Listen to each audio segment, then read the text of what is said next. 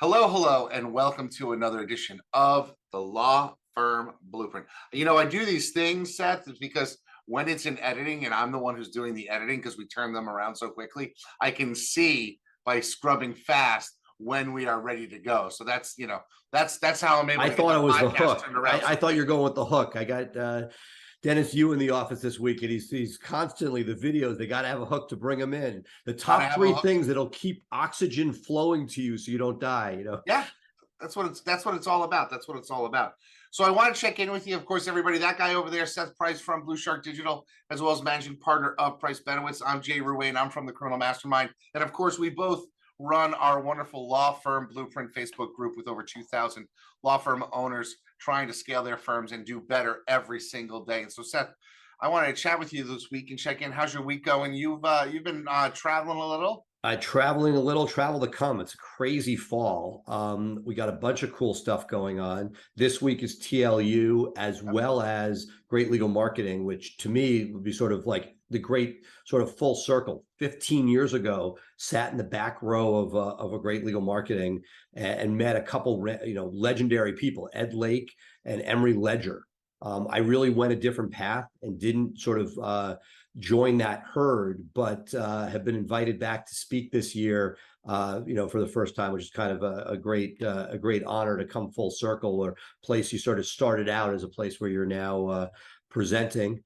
And had the other thing that happened this week is Dennis Yu, sort of a big name in the SEO and now the video social space, came by, and he's been on the SEO Insider podcast of late, but he spent a day with the team at Blue Shark, which is awesome. Oh, nice.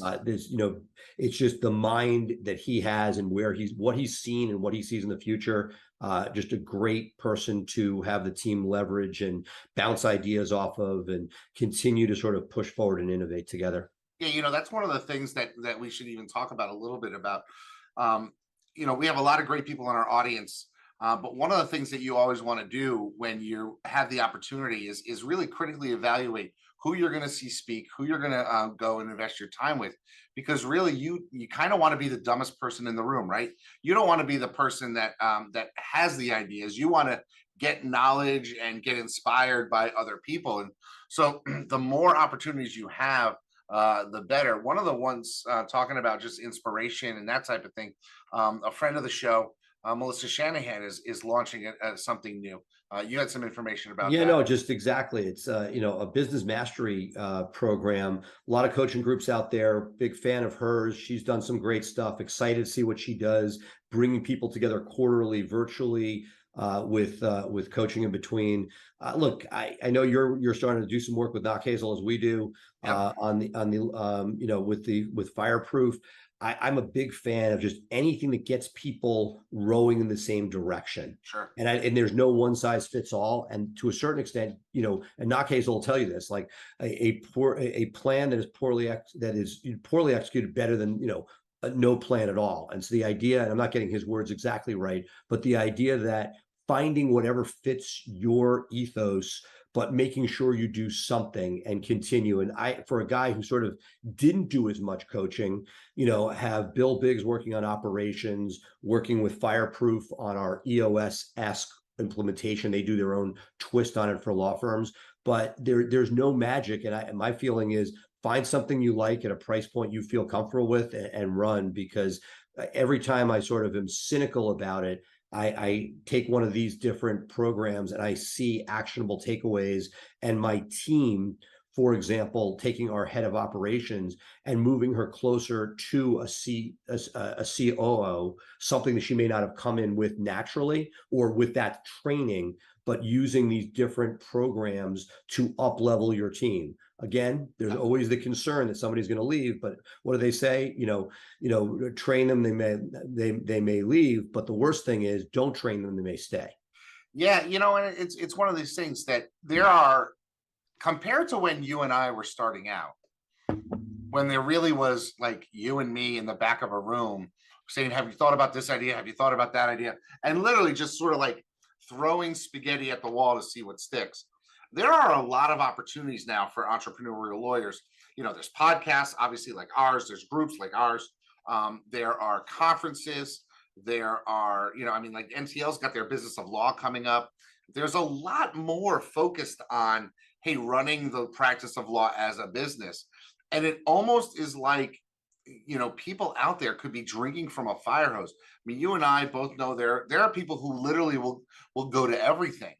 And I think that that might not necessarily be the best thing, because you get a little analysis paralysis, right? Like Absolutely. every time you're at a conference, you got a new idea, you come back with a book full of them, but then 2 weeks later you're at something else and you're not really doing anything. And the reason why I want to bring this up is because, you know, often I get phone calls from people, or messages saying, hey, you know, things aren't great. What can I do? I've done X, Y, and Z. I'm looking to start back at the alphabet. Give me A. I need to do something else to make the phone ring. And I've really found that a lot of people don't necessarily give it time to let things actually grow the way they should. I'm sure you found that in the SEO space, where people are looking for results in month 2, and it's tough to get organic results that quickly. You know, But it's not there's right with all of this. And again, you've heard me say this before, right? To me, a great conference. And as I started, my head would hurt because I had so much to do, where you would basically take a notepad, you take notes, because I think you learn through that, and then you star the things you think are important. And I'm a big believer, flight home, don't do it you're going to get, when you get home, it's too busy. You go and you basically make notes and you prioritize 1 through 10, and knowing you can't get to short term more than 3 things. right. It won't happen. I literally went through this. We had Dennis Yu at the office. We have 10 great ideas from him. I will similarly take 3 right away, 4 medium term, and 3 are good ideas, but we can't do them right away. Right. And I'll say something, that not all speeches or talks at conferences are created equal. I mean, you've known me for a while. I'm a big believer, even if I have Blue Shark as an item or referrals to Price Benno, it's the way you make connections is adding value. Like on the show, right? If we teach and people like it, I don't know. I know my referrals are up since I've done the show. I know that the people that call me out of the blue for blue, we're not ever saying you should send a case here, but you're just building trust and adding value. Dennis was saying this, give away all the ideas you have in the world, because 98% of people will never do it. That's certainly true with digital marketing, right? Meaning, so thank God, and that's why we have a business. But I'll tell you something that I had a life moment conference-wise, because you know that I go to as many conferences as anybody. And I went to one that was not part of our normal world. One of the coaches that I got was from outside of the legal space to help David Brenton at Blue Shark.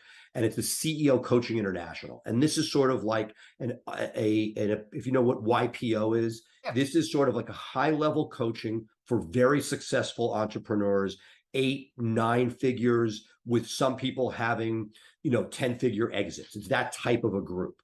And they brought in Belford, the Wolf of Wall Street, who's done the circuit, right? I don't know if you've been to conferences that he's spoken at, et cetera.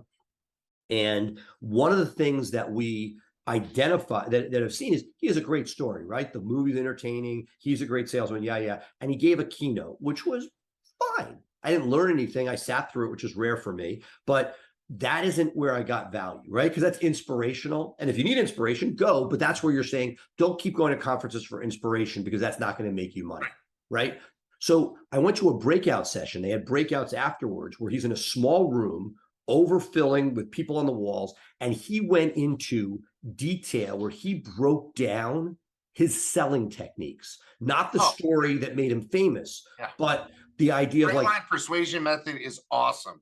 Right. It's a really, really good sales technique. And again, he spent an hour and a half, 45 minutes more than the time allotted. You could hear a pin drop in the room. Standing, when I say standing, there were 20 of us standing in the back of this tiny room. It was, and again, it's out there in other forms. But when I got that, it was just amazing. Talking about, what level of certainty are people at, getting them from 1 to 10. And then secondarily, how do they view you or the salesperson? And then third, how do they perceive your business?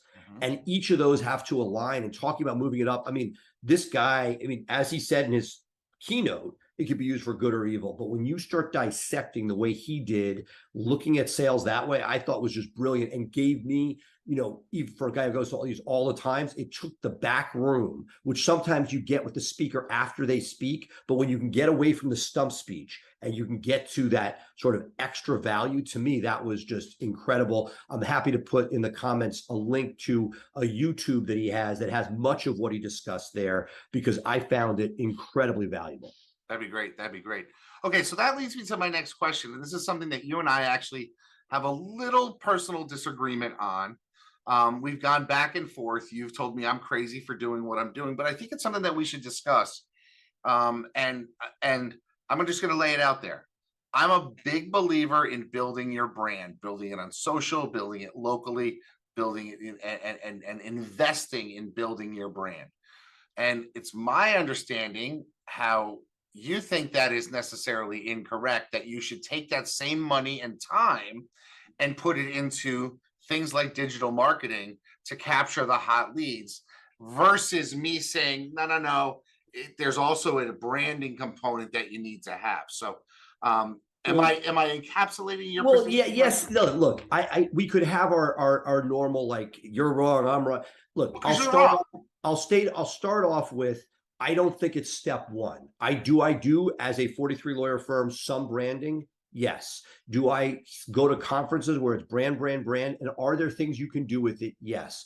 But for many people, take your criminal cadre from the mastermind, that brand only gets you so far. And if you have limited resources, you may never get over the hump of recognition that will get you the cases. Now, if you're branding within a legal community that's smaller, fine, because, let's say you go, family lawyers have the need for criminal people, and I know that, so I'm going to brand to those people and put myself out there. But I would argue that for many people listening to the show who have a B2C area with a non-replicable need, where it's not like you're going after financial advisors, but you need somebody who needs a will, you need somebody who might get arrested or divorced. People are not going to retain that information with the spend that the average person here will put on it.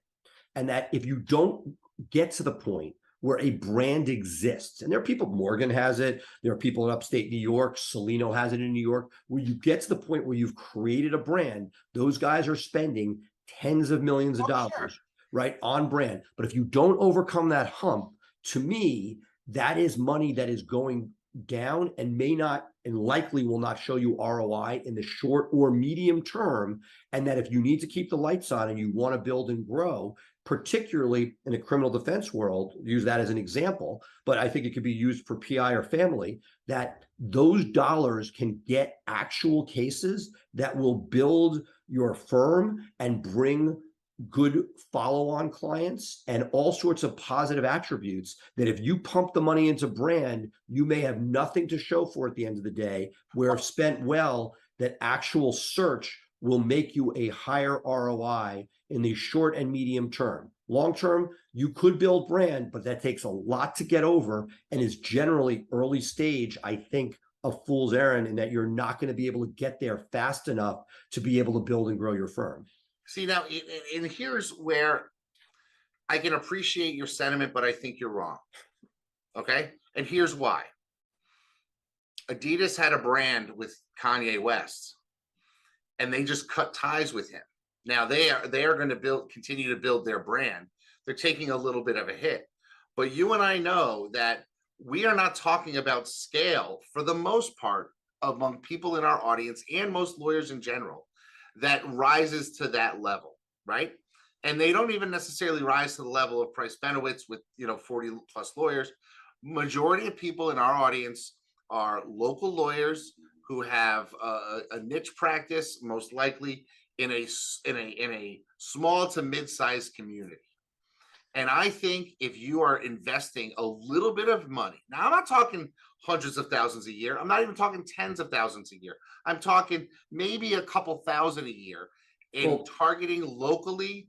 That's different, but that's different. Are you talking a couple thousand a year or a couple thousand a month? $200 a month, who cares? No, I'm saying, no, but I'm pushing you on this. Like, you love, I'm sorry? 1,000 a month. I'm not saying big money. but I'm saying $1,000 a month between YouTube ads, between social media sponsored posts in a defined geographic area to establish your bona fides with the greater audience in your 30-mile radius or 50-mile radius. That's going to provide just another point. And some of this stuff doesn't even cost money. It just goes, it means being out, being seen, that type of thing. If you're going to do social and you love it, and that's one of the things, if they love it, great, because you can do amazing stuff we talked about, Dennis Hewitt and others, where you can own an area and there's techniques that are being talked about where you could become part of that community, fine. But for the average person, if it's just straight media spend and it's $1,000 a month, look, I do it, so I can't say not to do it. I don't want to be a hypocrite, but I feel like for the average person, if you're a family lawyer and $1,000 gets you 5 viable leads that you could close 2 or in a good month 3, that's going to do you a lot more. You always talk about where do you spend the next 1,000, and I think you're spending a lot of money before you get to brand for the average startup law firm. And the people watching us, it's a whole mix. There are people in major markets where they need to find a tiny little community. Again, if you say I'm going to brand in the B2B space different, where I'm going to own financial trust and estates, I'm going to brand and get those things, and I'm going to target financial advisors because those are my fine. But if you're just doing general brand out there and you're doing criminal, I don't get it, because people aren't going to retain it when they need it. They're going back to search. Maybe somebody once will see it, but I just think that you're not going to get ROI. And then if you ask me, somebody comes to you and they're spending, let's say, already $3,000 a month, whether it be on SEO or PPC, and they have an extra $1,000. I don't think they're ready for brand, that you're not going to get that ROI. You're better off with direct LSAs. But Seth, I'm not talking about a widget that we're selling that next week or next year is going to get knocked off by some company out of China. Lawyers themselves have a 40+ year career, and establishing your brand early, letting people know what you stand for, is going to help you land cases in 20 years too. You've got to stand for something. Look, so many, if you go statistically, the people watching this 10 years ago, do they have the same brand? Do they merge with somebody else? Do they switch from person to, type of law person? Will it hurt you? It won't hurt you, but is it where the next dollars are spent? I think that there's when you get over to a certain point, brand wins. I get it. But until you get there, that your first dollars, you can spend a lot of money sort of pissing in the snow. I'm not advocating for people to start running TV commercials. Understood, but the first $1,000.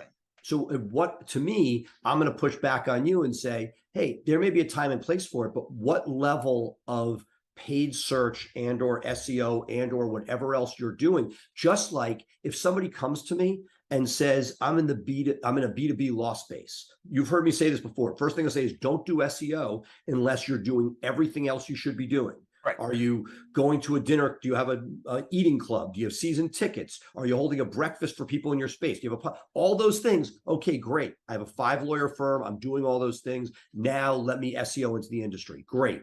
But to me, there's an order of operations, and that brand is not an immediate thing. You can waste a lot of valuable resources early that could build your firm with proof of concept, happy clients that will send people back. That brand comes and goes and isn't remembered meaningfully unless you get over that branding hump where you're spent enough to have multiple touch points.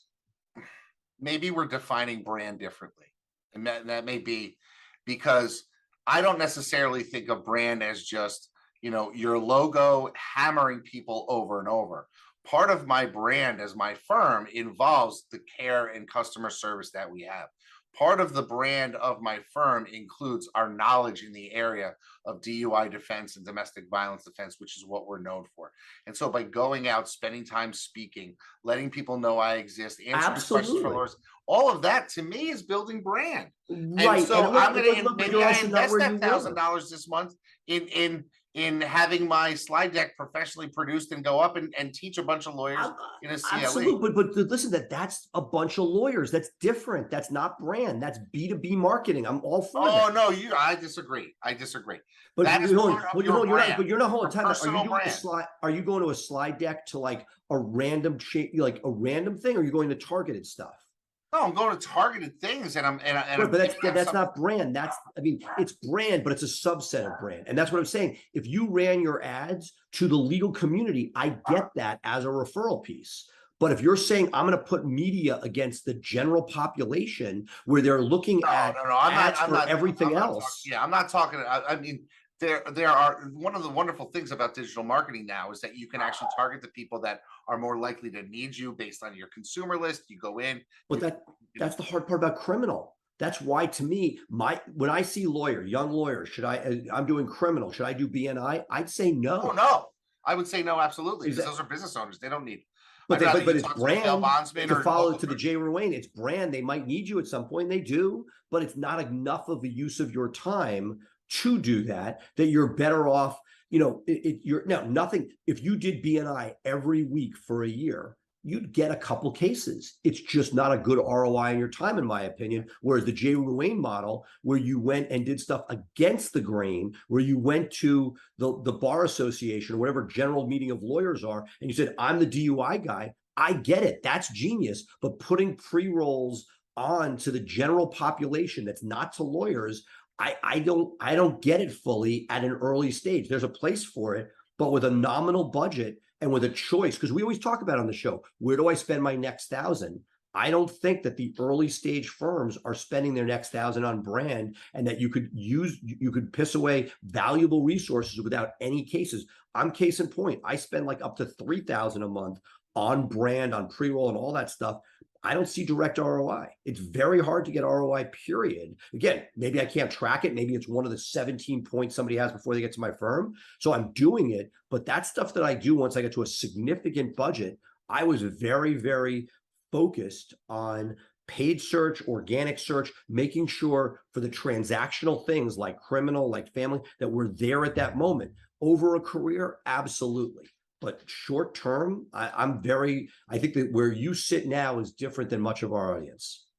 Well, I just think that, if you're going to, I think there should always be some attention paid to your brand in the market and how you can position yourself to be the one that people think of when they address the issue that you solve.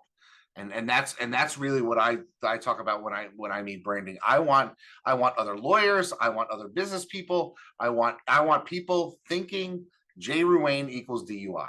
Right. And I'd say that at the point you're at, you can do that. You have multiple lawyers, but for the average person with 1, 2, even 3. Yeah, but I was that one guy, Seth. Understood. And I was doing it too. I was getting out there. I was giving. But the first, you were getting out there with sweat equity. If you had money to spend, you were doing PPC because it worked really well then, right? Early days, $1,000 was a lot of freaking cases. My first pay-per-click cost for a signed case, I shit you not, was 2 cents. I got a case for 2 cents.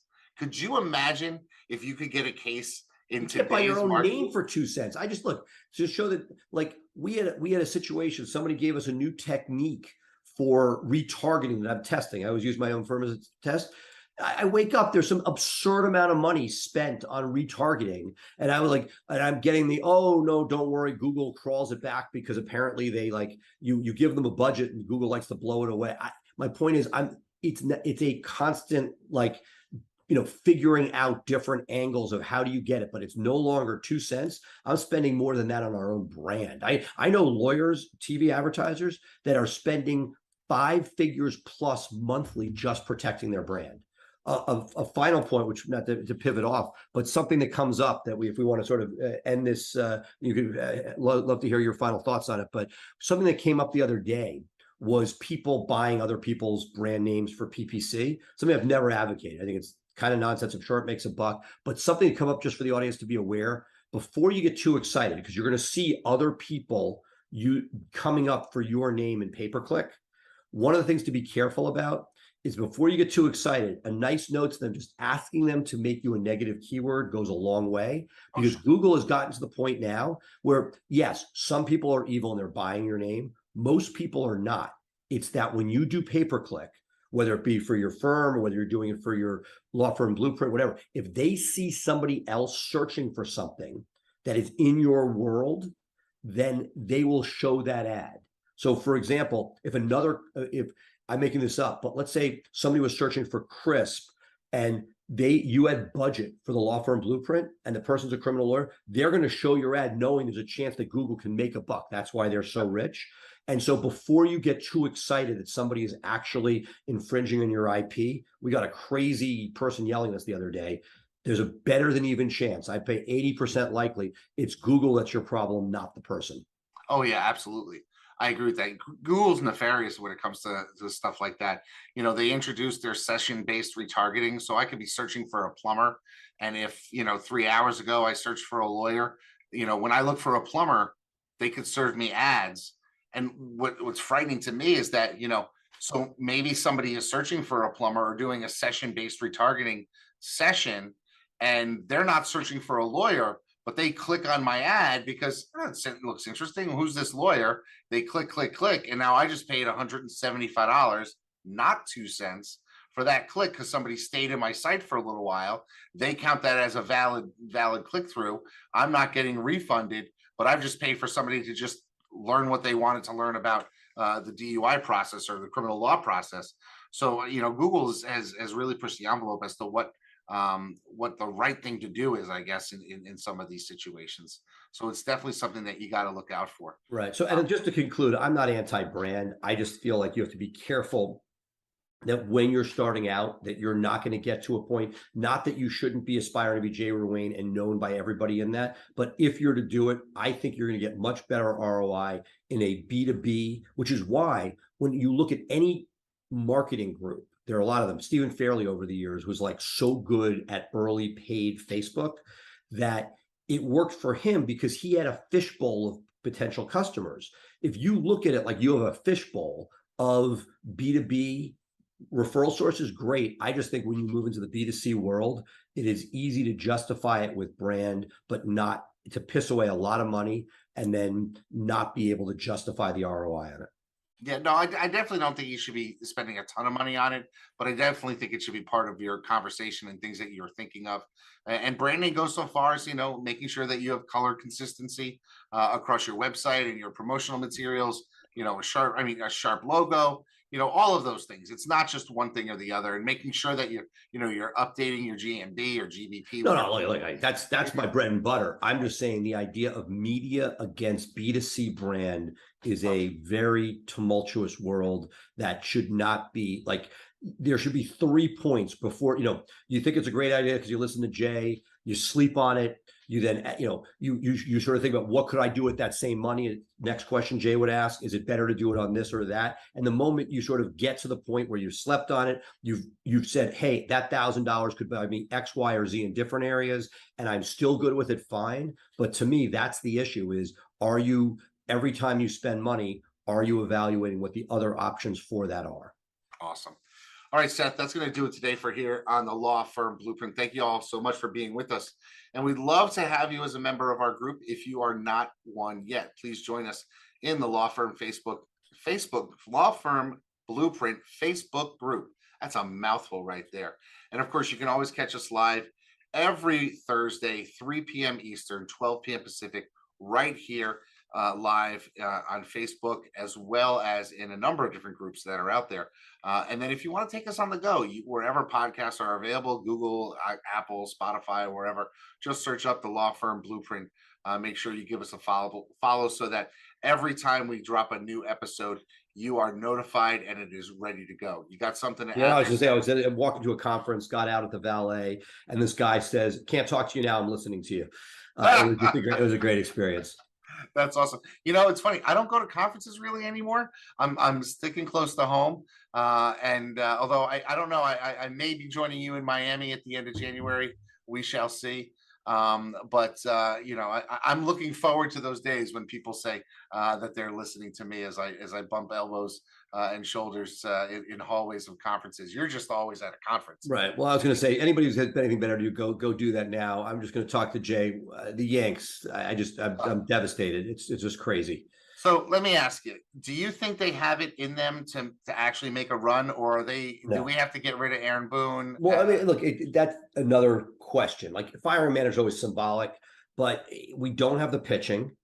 And if you don't have the pitching, you can't, as you see, and the Yanks have done this since, let's call it the core four era, that as you get, we don't have Mariano, we don't have middle inning relief. No, not that anybody has Mariano, but the idea that you're relying upon sluggers and two in the outfield, right?